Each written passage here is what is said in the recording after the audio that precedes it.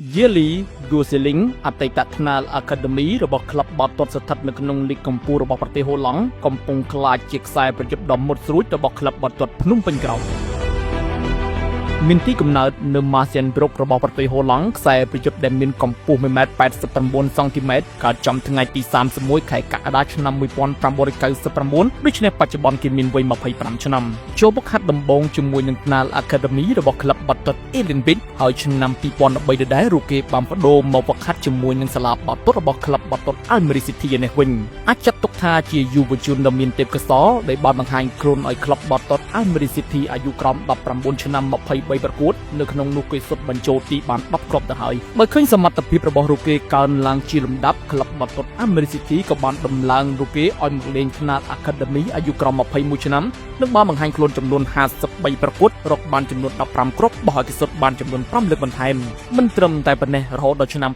2019រូគេក៏បានចុះហត្ថលេខាក្លាយជាកីឡាករបាល់ទាត់អាជីពដំបូងនិងបានផ្លាស់មកលេងនៅក្រុមធំរបស់ក្លឹបបាល់ទាត់ Almere City តែម្ដងដែលកាលនោះក្លឹបបាល់ទាត់ Almere City ស្ថិតនៅក្នុងលីកលំដាប់ទី2របស់ប្រទេសហូឡង់និងរូគេបានបង្ហាញខ្លួនចន្លោះពីឆ្នាំ2019ដល់ឆ្នាំ2021បានត្រឹមតែ7ប្រកួតតែប៉ុណ្ណោះនិងមិនអាចសុទ្ធបញ្ចូលទីបាននោះទេនៅក្នុងកំឡុងឆ្នាំ2020ក្លឹបបាល់ទាត់ Almere City បានដាក់កីឡាកររូបនេះឲ្យក្លឹបបាល់ទាត់ Holmon Sport ខ្ចីជើងដែលស្ថិតនៅក្នុងលីកលំដាប់ទី2ដូចគ្នានិងបានបង្ហាញខ្លួនដំបូងឲ្យក្លឹបបាល់ទាត់ Holmon Sport ចំនួន33ប្រកួតសុទ្ធបញ្ចូលទីបាន8លើកក្រោយបញ្ចប់រដូវកាលឆ្នាំ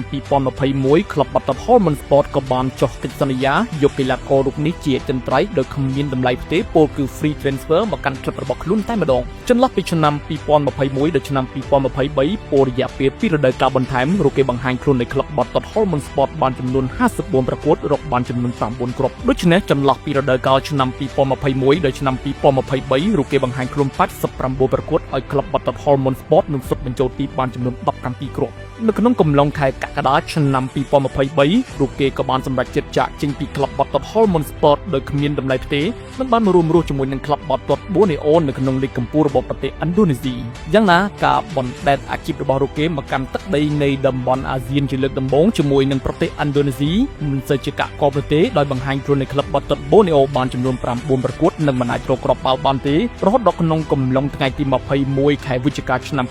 2023រូគេក៏បានសម្រេចចិត្តខ្ចីជាមកកាន់ក្លឹបបាល់ទាត់ស្ថិតនៅក្នុងលីកកម្ពុជារបស់ព្រះរាជាណាចក្រកម្ពុជានោះគឺក្លឹបបាល់ទាត់ភ្នំពេញក្រោនមកដំបូងមិនកាក់កបទេបញ្ហារបួសនៅតែតាមបន្តញាំញីរបស់រូគេហើយនៅក្នុងថ្ងៃទី30ខែមិថុនាឆ្នាំ2024រូគេក៏ត្រូវបញ្ចប់ការខ្ចីជើងពីក្លឹបភ្នំពេញក្រោនទៅឲ្យក្លឹបបាល់ទាត់ Borneo FC វិញប៉ុន្តែក្រោយការចរចាត្រូវរើគ្នាពោលរំលងប្រមាណជាថ្ងៃទី1ខែកក្កដាឆ្នាំ